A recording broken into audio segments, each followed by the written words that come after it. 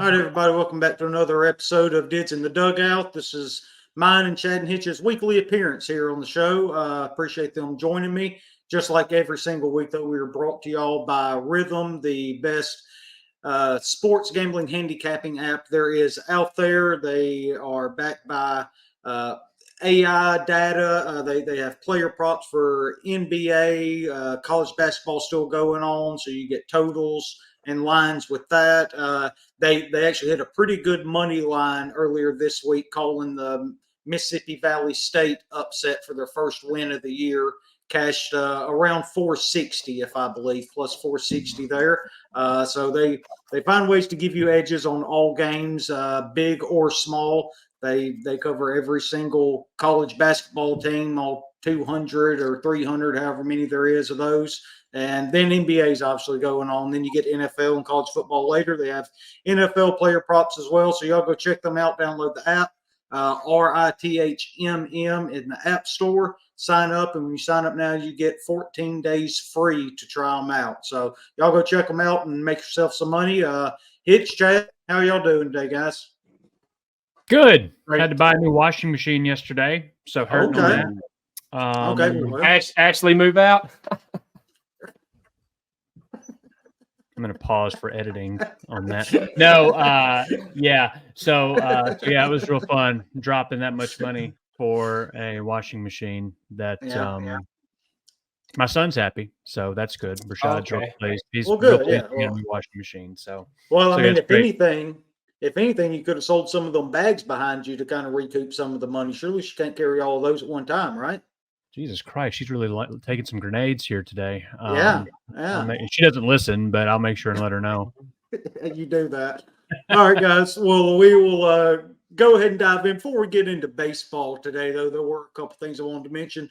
First of all, Coach O's really got these ladies playing right now, guys. They're third in the SEC right now, in a pretty good shape to get that double bye in the SEC tournament. And, at this point, I would think, I'm no expert on women's basketball by any stretch, but they're basically a lock for the NCAA tournament. And, really good for Coach O. She really took some heat earlier in the year for some of her comments. I think we on this show collectively were pretty calm about them. We understood where she was coming from, might have said it differently, but more than anything, though, I think her message resonated, though, right? Like, that's the one thing you can take away from it is it's kind of hard to criticize her the way the season played out from that point on. Wouldn't you think? Yeah. I mean, they're third in the standings. They still have two very winnable games against Kentucky and Arkansas, who are bottom half of the league. But they've beaten Tennessee. They've beaten Alabama. I mean, they've beaten most of the teams other than your South Carolina and LSU, who are reigning national champion, and then South Carolina, who has been great for feels like the past 5 or 6 years. She's holding her own in a very tough league, and I mean, we should all be pretty amazed as to how far she's brought this program, considering what she took over. Yeah, absolutely. Yeah, 100%. I mean, I've even been to the pavilion 2 or 3 times this year, to watch them. And so it's a great product that she puts out, and they're fun to watch, and she's fun to watch coach. Yeah, she is. Because she's not steel at all. And, if they would let her on the floor, I guarantee that she would get out in her defensive stance and do some guarding. So it's a good product, and hopefully make a run in the tournament, and next year get the same thing. Yeah. So I think the important question here, you talking about her getting out there and guarding, this what this team's basically built their identity on, ever since Coach O's been here, defense. My question to you, Hitch, if you let Coach O out there to defend, do you think she slaps the floor?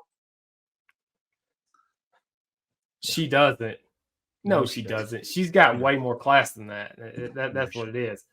Yeah. She's not, because Coach Yo is not there for people to see her, right? She's not drawing attention to her. That's right. She's there to stop that guy for her. She's there to stop that lady from scoring. So she ain't worried about slapping the floor. I know. I think she likes the energy, right? She's going to try to bring the energy, and whether that is by slapping the floor or doing the raising, get your hands up. Yeah. She's going to be involved in the crowd. That's just my take on it.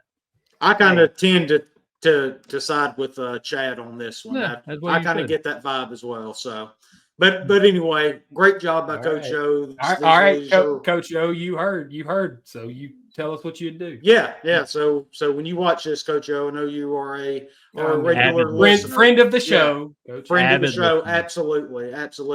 So you just go ahead and drop a comment down here under this video and let us know if you're a floor slapper or not. So, but again, great job on her. Ever since that little speech and everything, the team's really responded. Quite frankly, the fan base has responded, right? It feels like, and I haven't been myself, but the crowds seem like they have been better. People are coming out supporting these ladies, supporting this team, and they're really on a roll right now. They're going to be really fun to watch as this season wraps up and we get into tournament time. Kind of going to the other side here, the men's team is, for the lack of a better word, in a free fall. They're taking on water.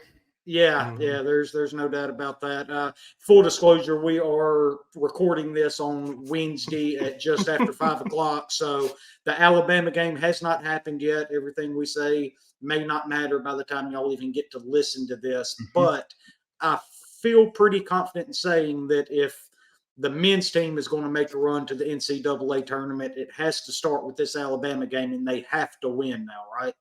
Yeah, we're venturing on have to win the SEC tournament territory for a bid. Maybe not that extreme yet.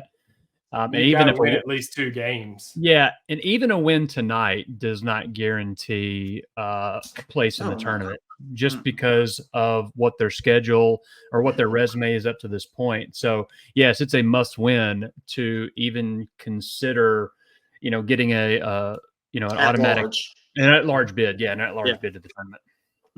Yeah, Flanagan's playing. I was reading. Surprising, right? He didn't get a very suspension. surprising. Yeah, and that is one of the most surprising, like, out of character things that I've seen all year. For a guy that's so, like, seems so calm and under control, and just. Because at first, when I first saw it, I thought, oh, he was just trying to get by him. And then they kept showing. I was like, man, that had some intent to it, I think. But he didn't get a suspension. That's good for Ole Miss. Yeah, that's right. So, like I said, by the time y'all listen to this, we'll all know where we stand. But I definitely think we have to win against Alabama. Quite frankly, we have to win out to have a chance at an at-large bid. And the reason the Alabama game's so big is because what it could do for your net. Alabama's – I don't know what their net is. Certainly, probably top 15, I would think, at the very least. Getting that on your home court, that would be a big win. Going on your resume, but you still have work to do after that, too. It's certainly no lock that if you beat Alabama, you're in. So we'll all be watching tonight, though, see how that game goes. But the one thing I'm really excited about. Alabama's 6, by the way, in net rankings. So that would be huge. Yeah. And the line is 5. Which makes 0 sense. 0 sense. That's what should concern you as an Alabama fan, and kind of give you a little bit of hope as an Ole Miss fan, right? Yep. Yeah. Yeah. Yeah.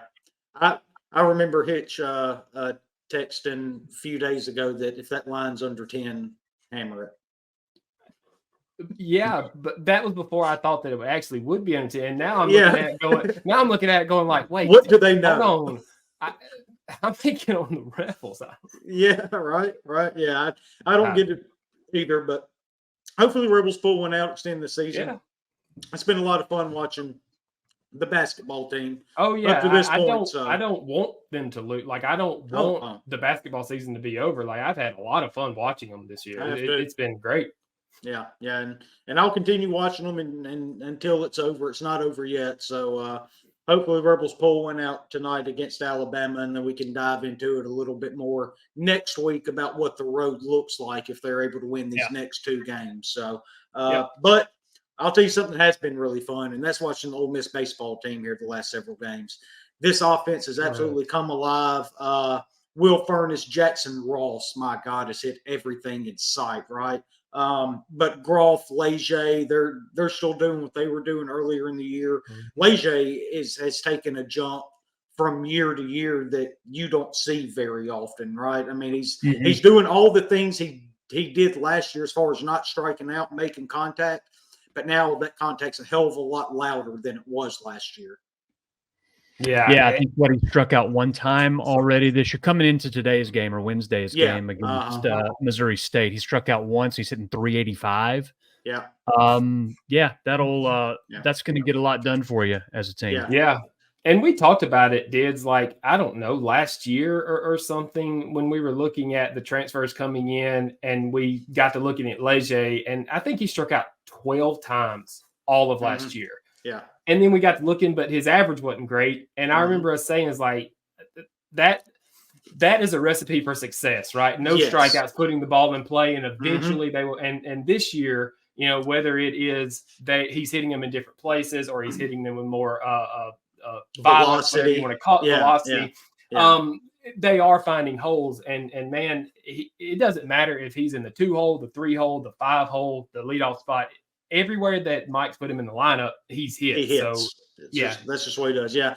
I think the big difference this year, and if I find a place to look it up, I will look into this. It seems like he's hitting it a hell of a lot harder. He's getting a hell of a lot more barrels than he did last year. Even in this game that's going on right now against Missouri State, he had an absolute missile double to clear the bases and give the Rebels the lead, and we'll see if they end up hanging on to it or not. But everything he seems to hit is hit very hard.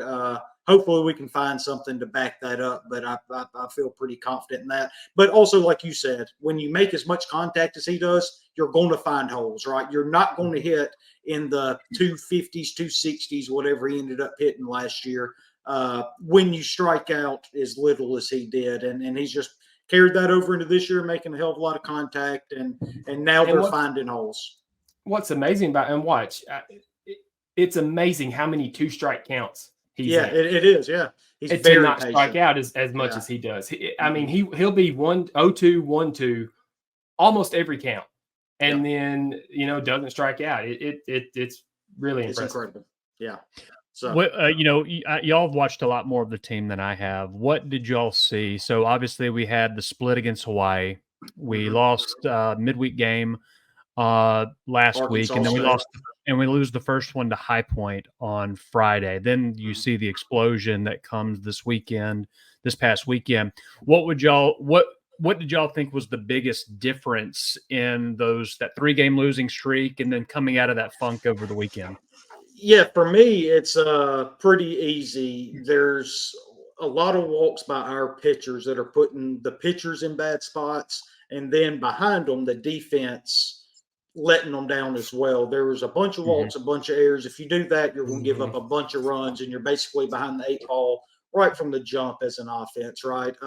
But also, we're a lot more selective. You look, I think, the Sunday game against High Point, I think we walked like 19 times. Now, I know some of that is on the High Point pitching staff, but there's also credit to be given because we walked, I think it was 9, 10, 11 times, something like that in the Saturday game.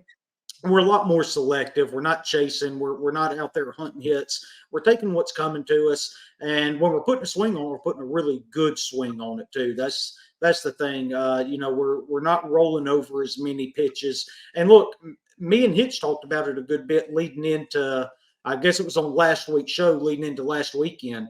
How many balls did we smoke right at people? Right? Yeah. They're going to find holes if you keep hitting it hard. And that's another thing that kind of leads to it, I think, is now they're starting to find holes. We've cleaned it up behind our pitchers defensively to where we're not behind the 8 ball offensively and having to chase all of these runs so early on, I feel like. Yeah, and a couple of things to add to that is hitting with guys on base. We out-hit High Point Friday night, 10-9, I think. But they did a much better job of hitting, situational hitting, I guess, hitting with guys on and getting those runs in. We didn't do that against Hawaii or Arkansas State either. But I think that ties directly into what you're saying, Dids, is how much more patient we seemed on that Saturday and that Sunday, getting good pitches, And also, outside of the 2 furnace swings, which no shade to him, it seemed like everybody was trying to put a good swing on the ball and hit a line drive, right? Nobody trying to get out of here. Sunday was perfect conditions, and we did get some balls to go. But I think, situational hitting with guys on, being more patient, and then maybe cutting back on the swings a little bit and trying to take the léger approach that we were talking about is just hitting the ball hard somewhere, maybe not over the fence, but, just hitting it somewhere in the face. Yeah. And just kind of piggybacking off of your situational hitting, you look at the Saturday game against High Point that we ended up run ruling them 12-2. If I'm not mistaken, we had 6 hits that game and 4 of them were home runs. You got guys on base walking, and then we get guys up to bring them in with the long ball. That's situational hitting as well. It doesn't always have to be a screamer into the gap or something like that. I mean, we're taking advantage these last few games when we do have opportunities, and that's really big. And going back to that Friday game against High Point, if you take the errors and misplays, not everything was considered an error, but there were some misplays on the infield, and you take those away, and it's a 4-3 game. High Point still winning, obviously, but that puts a lot more pressure on them, and you wonder how they would deal with it a little bit more with instead of us trying to chase those runs as well. So again, clean up the defense, quit walking folks, and I know that that's a duh statement when it comes to baseball, but sometimes it really is that simple. It's just not as easy to execute. Sure. Base hit Trayson Hughes over the shortstop. My man. Come on, Trayson. Yeah. He's about to get hot. And also, just something, one quick thing that, I was wondering what you were smiling about over there. It's not going to show up in the stat book, and stuff, but I would be willing to bet that Friday night, after that game Friday night, that there was a come to Jesus meeting between the team and Mike, probably had some things to say, and them probably realizing, hey, we're better than these guys. Yeah. We're better than everybody thinks we are. Let's go show them, right?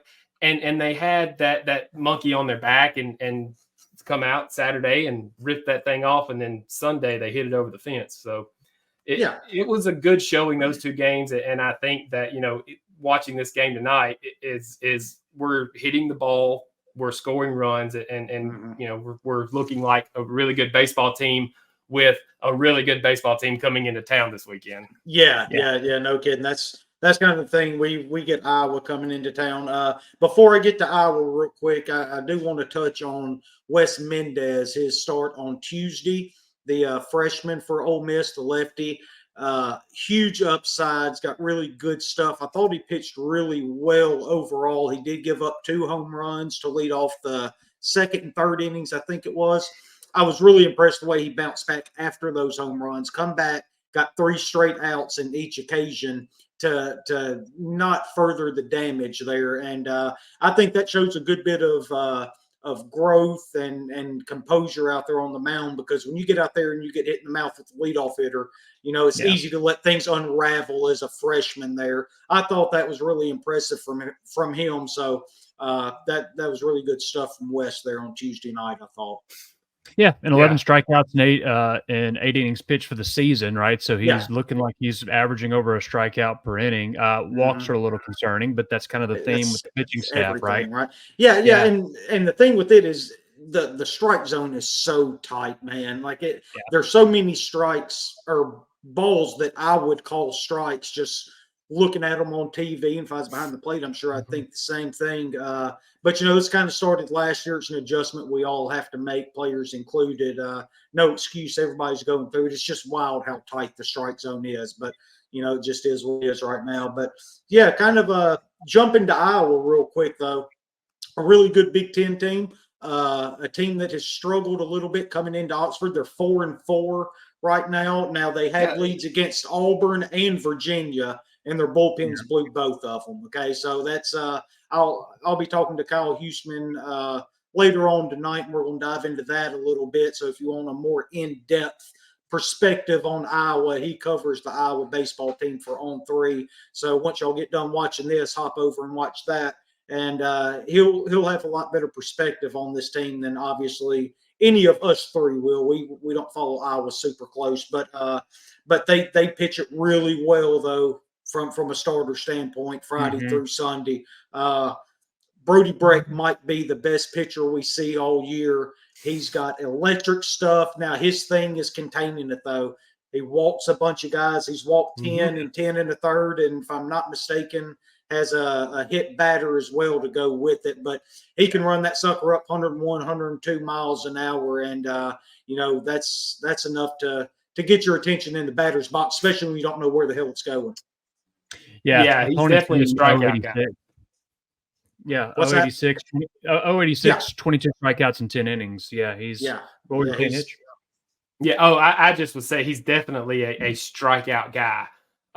He has one flyout over the first two games. And so he's a strikeout guy, which, I think sets up well for us coming into it. I'm more comfortable with our lineup against a hard throwing right-hander than a crafty lefty. It feels like we hit the fastball better than we do the off-speed stuff. But that's not to say he doesn't come in here and give it to us. But he's put up some pretty good numbers here these first two games.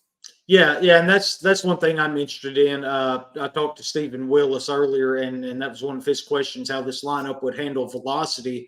And kind of thinking back on it, we don't really have any sort of gauge on how this lineup will handle velocity. Now, we're going to find out real fast on Friday starting at 6:30 because Brody Brecht's going to bring every bit of the velocity to us, all we can handle. So that's going to be really interesting to see how we're able to handle that. But then you look even further down into the rotation. Marcus Morgan is a guy that's pitched, pretty well as a Saturday guy. 1-0, 4.15 ERA, 172 opponent batting average, 13 strikeouts and 7 Ks in 8 2/3.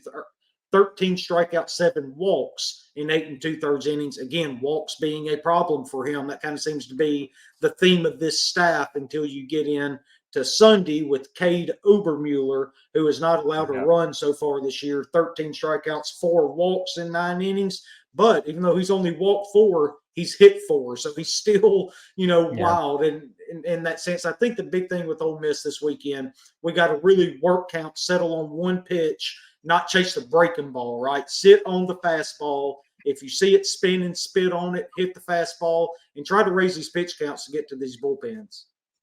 Yeah, Obermuller has 4 wild pitches as well. So, there's times where he doesn't know where it's going. What's going to be interesting Friday night, you mentioned with Brody Brecht pitching, it's going to be a little chilly. I think highs in the, it's going to be in the low 40s, and it's going to rain earlier in the day. So it's going to be interesting to see how, and, we're going to have JT Quinn pitching, who doesn't throw very soft either. So it may be a pitcher's duel on Friday night for sure. Oh yeah, so real quick, we will not have JT Quinn pitching on Friday. Cool. We will have Gunnar Dennis. They swapped it up. Quinn's going on Saturday. Gunnar Dennis taking over Friday night for this weekend. Apparently, JT's dealing with a couple blisters, one on his index finger and one on his ring finger, according to Mike in his post-game Tuesday night on the field. He was asked about it, and he said that he was dealing with a couple blisters. It affects his fastball and his slider, one on each finger, right? Really unfortunate, but it probably explains some of the inconsistencies from Quinn. He's really struggled throwing strikes, and that seems to at least give you some reason why. So maybe if we can get those things healed up, give him an extra day. But on top of that, Gunnar Dennis has pitched really well. But to your point, though, Chad, Gunnar Dennis is not that hard-throwing guy. So maybe that could give us a little bit of an edge on Friday, getting the crafty lefty out there that absolutely fills up the strike zone, right? Yeah, for sure. Yeah. Yeah, I think the goal or the game plan, if I'm a hitter, I'm working the count. I'm trying, because Brody Brecht has thrown 100 pitches at both outings, right? And he against Auburn, he a pretty good game with six innings with those 100 pitches. But if you can, work counts, work some walks. I think the goal has to be get into this bullpen. Absolutely. They've had a rough go of it. Yeah. Yeah. So, but then you kind of look down. They've got some hitters in this lineup too. They've got a junior left fielder, Sam Peterson. He's hitting 500 so far this year. He has played in every single game, and he has hit 500 with a 1443 OPS, 3 home runs, 3 doubles, 8 stolen bases. A guy that can do just everything for him out there at the plate, right? He's a power speed guy. Has a good eye. I'm trying to remember. I think it's maybe 9 strikeouts, 5 walks on the year, something like that. But a guy that's been really, really impressive, and a guy we're really going to have to account for when either it's Dennis, Quinn, Saunier, or when we get into this really good bullpen that we have. That's a guy we have to account for. And then sophomore catcher Reese Moore is another guy that's really performed there. They alternate catchers. It's him and Cop Davis. They both play. Reese Moore has by far been the most productive at the plate, at least. Now maybe Cop Davis is, really good behind the plate. Maybe he calls a better game, is better defensively. I don't know about all that. But Reese Moore's hitting 409 with the 1291 OPS. Hadn't left the ballpark yet, but he's got 6 doubles. So when you make that much contact, that much hard contact, they're going to end up coming. So we've got our work cut out for us on the pitching mound as well. Yeah, they've already stole 12 bases. We've yet to throw anybody out stealing. I think opponents are 9 for 9 between our 2 catchers. And, you mentioned Peterson, who's 8 of 8 this season. I would imagine that's going to be a factor. I would imagine that he's going to be very active on the base pass and make us try to stop him, especially when you're anticipating probably not very many runs on Friday night, especially. I would think they're going to be very active in the running game. Yeah, and I think that makes Peterson the one guy you have to target. Obviously, with the 500 batting average, 1443 OPS, that's scary enough. But from the stolen base numbers alone, you don't want that much havoc on the base pass with him out there to add to it, right? So try to keep him off the base paths. It's not even about hitting. You don't even want to walk this guy because of what he can do on the base path. So that makes him the one guy to watch in this Iowa lineup, I would think. Yeah, and it looks like we're probably going to have to be in the strike zone too. They don't chase a lot of pitches. They've got multiple games here with 7, 8, 9 walks. So hey, we know what we have to do. It's throw strikes, let the defense play. But let's see how it goes Friday night. Yeah, and kind of piggybacking off that hitch, they're a second baseman. I can't remember his name off the top of my head right now, but he's walked like 9 times in 8 games and only struck out 3 or 4 times, something like that. Now, he's only hitting 240-something, if I'm remembering right. But again, that's a guy that doesn't have to hit to hurt you. If he's getting on base, especially in front of these guys, if he's lowering the lineup, whatever the lineup construction is, but that's still enough to hurt you there. So that's real good point you brought up about them walking as much as they do too. I think Gable Mitchell is who you're talking about. He's got 8 walks. Yeah, he's hitting 316. So he's hitting over 300 and he's played in 7 games. So okay. Well, your Iowa knowledge is lacking at the moment. Yeah. Well, I'm gonna brush up on them pretty quick here later on tonight. So y'all tune in for that. So one thing I thought was interesting from the Ole Miss side of things, with us switching up the weekend rotation, going Gunnar Dennis Friday, Quinn on Saturday, Saunier on Sunday, obviously, we have this incredible bullpen, right? I'm starting to get a little concerned that the bullpen will end up getting overused if we don't start getting some length out of these starters. Like, we've got to get guys getting us into the 5th, maybe even the 6th inning sometimes. If you get me through 5, I'll feel fine about it. But we can't keep bringing guys in the 4th inning or in the 5th inning without through it 3 times a weekend, and then once or twice in midweeks as well. Or we're going to end up burning these guys out. What do you think? And that's what we did last year, right? I mean, that was the same problem that we had last year. So if it all goes back to throwing strikes. And so if we can't throw strikes, then the season is not going to be successful. And you can look at last season as the blueprint of that. It's on the pitching staff to throw strikes and, the defense, if they put the ball in play to get them out. And we have yet to be able to be consistent with that. And we're talking a year and some change at this point. Yeah, that's a good point. Yeah, for sure. And it all starts with that Friday night start, right? Like, and that may have even been the thought process that Mike had, even if JT doesn't have the blisters, is get Gunnar Dennis in there, who has had 2 solid games where he's gone into, and I don't have it in front of me, but he's gone deeper than any other starter has gone, into these games, and that way you don't have to. You've got Friday night behind you. You've had to burn 2 bullpen guys because your starter went later into the game. And that just kind of gives you so much to play with on Saturday. So I could see that being the thought process for Mike too. Yeah. And kind of the reason I bring that up is because there's an interesting point of, does Josh Mallitz end up sorting for this ball club? He obviously has the best stuff on the entire team. On let me see, Wednesday morning, I think it was, Chase Parham come out with an article on Josh Mallitz. I haven't read it yet. From my understanding, it was about whether or not he could or couldn't start, because I listened to Mike's post-game press conference after the game on Tuesday night, and Chase was asking him about Mallitz with that changeup, if that makes him more of a candidate. He didn't come right out and say start, but getting through the lineup more than one time, being able to eat innings.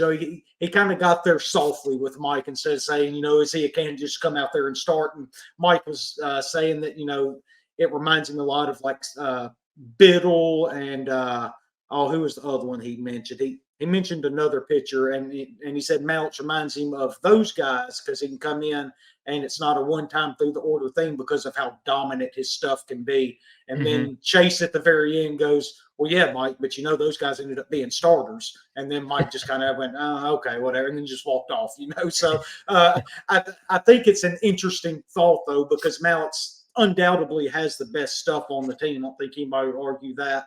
And if some guys keep struggling and not able to get deep into games, I just wonder if Ole Miss is better off with him starting the game, burning him like that for the weekend instead of bringing him in the bullpen to throw 2 or 3 innings and burning him that way.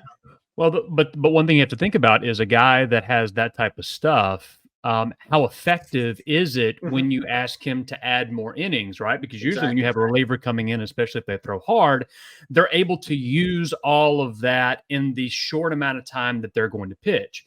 And so the argument against Mallitz starting is, that's your most effective bullpen weapon that you can use multiple times in a 3-game conference series. And then the other thing is we have no history to know if he can also provide the 5 or 6 innings that you were referring to as well. And then we're right back to the situation where our starters can't go long. We're stretching out our bullpen, and now our best arm is no longer in the bullpen. So I don't know how. I think we're going to have to tie our season to the starters that we have in place being those starters, so we can keep a guy like Mallitz, who's a stopper in the bullpen, who can pitch in the 7th and 8th inning to lead us up into the 9th or whatever the configuration may be. That's a big ask for someone like that. Yeah. The thing with Mallitz is being able to pitch in the biggest moment of whatever game you're in, right? And that was one thing that Mike did bring up in that interview last night after the game was their only concern with Mallitz, and well, that's probably a bad word. Probably not concerned. They don't know how he would bounce back from, can they pitch him back to back out of the bullpen, coming off surgery with an arm bounce back, or even how long does it take to stretch him out? Like how long does it take to stretch him out to throw 5 innings instead of 2? But then you also look at it like, well, are we still better off if Mallitz comes in and only gives us 3 innings? The dominant 3 innings, you're going to get out of him because that's what he's done so far this year. He's pitched 2 and 3 innings in his couple appearances. Does that play better for your ball club, even though you're taking him out of the bullpen. And look, it's answers we don't have. I just think it's an interesting conversation and obviously something to monitor. But I think Mike really wants Dennis, Quinn, and Saunier to figure this out. That way he can keep him there. I think that is the ideal situation. For that scenario to come into play, what has to happen is you have to find your Mallett's replacement in the bullpen that can offer that, right? Because then, I can feel more confident because right now I want Mallett's. Yes, my starters are not getting past the 4th, or maybe they're getting barely into the 5th. Then I at least have Mallett's in the 6th and the 7th where the game may be in the balance and we're closer to the end as opposed to giving him the first 3. And I still got 6 innings where I've got to get somebody that can throw strikes and get outs. So obviously the offense is a big component in this as well. So people say, yes, Mallett's has the best stuff, but that doesn't necessarily mean he's the best option to be a starter for us, considering how the team is made up at this point. Yeah, it's all about construction. I think if these 3 guys, one of these 3 guys don't figure it out or whatever the scenario is, instead of looking at Mallett's, I think the where Mike would look is in the middle of the bullpen there, kind of like think DeLucia a couple of years ago. Yes, exactly. But DeLucia a couple of years ago, he was a guy that came in and would throw the 6th inning or the 7th inning or 8 innings if somebody got beat up. And then, he had a start to get Alabama up somebody on a Friday night. And that was his role going forward. It just cemented him as to being this pitcher that can go out and get outs. So I'm thinking of guys like Liam Doyle, Toucan Sam, Chad Seddon, some of these guys that we may not see a lot on the weekends in those high leverage situations. We see them more midweek. I think maybe a starter could come from that group of guys that may could boost this pitching staff. That's where I would look first. Yes, absolutely. Yeah. And that's a good point. And also just as a counterpoint there, I think you could look for Takuyan to be the guy to replace Mallett's if you were to put him into the lineup, right? I thought he looked really good when he come in the other night, man. I think Takuyan's going to be a hell of a pitcher and one hell of a weapon out of that bullpen. So, and again, we don't know how all of this is going to shake out, but I think it makes for interesting conversation because we have so many pieces, right? The last several years, it was, okay, here are the 5 pitchers you have, and I'm including bullpen and everything, right? That 2022 year, we basically lived off of, 6 pitchers during that entire run, right? That's not going to be the case this year. We do have depth. It's just a matter about mixing and matching the best way possible. So if Mallett's does end up moving into the rotation or however it all plays out, I just think it's an interesting dynamic, kind of figuring out who fits in other roles. I think Takuyan is one of those guys that can as well. Braden Jones is another guy that I think has looked really good so far this year for us. Yeah. Well, I think that if Mallett's were to move into that starter role, it probably goes to like a situational thing for Mike, because I think you have a lot of guys fill that Mallett's role. You've got Mason Nichols that could come in. You've got Takuyan that could come in, and then and if Mallett's comes in, then somebody's got to go out too, right? So you've got that guy in the bullpen to where he's not thinking about going so many innings that he can come in and just let that sucker loose. Kind of like what Chad was saying about a bullpen guy coming in if you're going to get stretched out. The bullpen mentality is when you come in, you're going to throw that arm every bit you got, throw it as hard as you can, give it everything you got. So maybe that could be something if one of those guys were to get bumped. So that's another name, whoever it may be, that would get added to that bullpen. Yeah, it's a good position to be in. Yeah, it really is. It really is. We've got a ton of arms that can get out. So it'll be interesting to see how it all plays out. Huge series this weekend, though, against Iowa. Again, I think by the time it's all said and done, Iowa's going to have a good year. Kind of had some bullpen issues that cost them a couple games, and not only a couple games, but a couple really big games. Auburn and Virginia are good baseball teams. Those would have been good wins for them. They had a similar start to the year as as us, not in necessarily how those games were won or lost, but I mean, I kind of thought the same thing. Yeah. When I was looking at their schedule, they won 2, lost 3 in a row. Whatever. And I thought, man, that looks familiar. Yeah. It's kind of the same. So it'll be interesting to see how this weekend plays out, though. Looking forward to it. Yeah, absolutely. I'll be there Friday and Saturday night.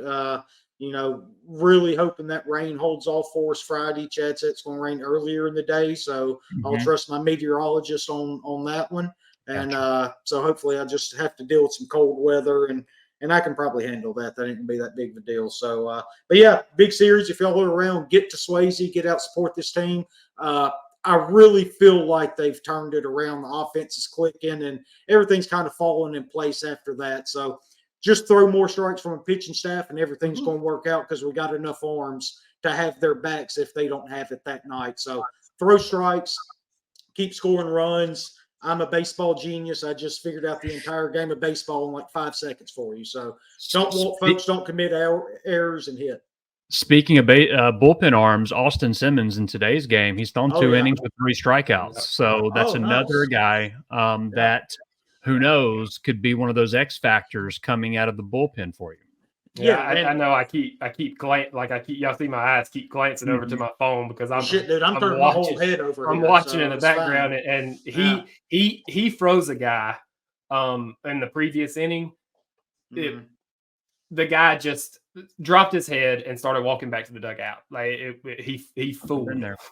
Yeah. So, well, I guess now I'm going to have to go buy a TV to put on that wall over there. That way I don't have to keep turning all the way over. So I appreciate that expense. Austin, though, I think he's another interesting case here with the bullpen because I didn't quite get the vibe from Mike in the preseason that he was going to trot him out there too often. Mike's giving him a chance to contribute, man. And quite frankly, he has to this point. He's been good. Well, you got to imagine, and we keep, belaboring the same point, but he wants people that can throw strikes. If you can throw strikes, you have a chance to play as much as you want. That's it. Just throw strikes. So, yep, that's it. Yeah. So that's awesome, though. I'm really happy for Austin. Obviously, I think he's a hell of a talent, and really glad he's getting the opportunity he is. Though I didn't expect to see him as much as we have early on this year, so that's really cool to see. So, but yeah, guys, we'll go ahead and wrap it up there. Again, if you're around Oxford, coming into town, get to the ball field. Huge weekend for the Rebels. Big non-conference matchup. So go there, cheer them on, and hopefully the Rebels close this one out up here we're watching now. Take 3 against Iowa, and as they say, we're cooking with gas at that point. We're really on the roll, guys. Yes, sir. Yep. You going Friday and Saturday? Yeah, Friday. It'll be me and Mr. Michael Ledbetter Friday night. Oh, shit. Yeah. Okay. Yeah. I'll watch that one on TV. Oh, okay. Well, that's fair. That's fair. So, I'll see you Saturday for sure, though. I'll be there Saturday. Yeah. All right, guys. Well, I appreciate y'all joining me again this week, and we'll holler at y'all again next week. See you, boys. All right. Hi, Toddy. Howdy, Toddy. Howdy, Toddy.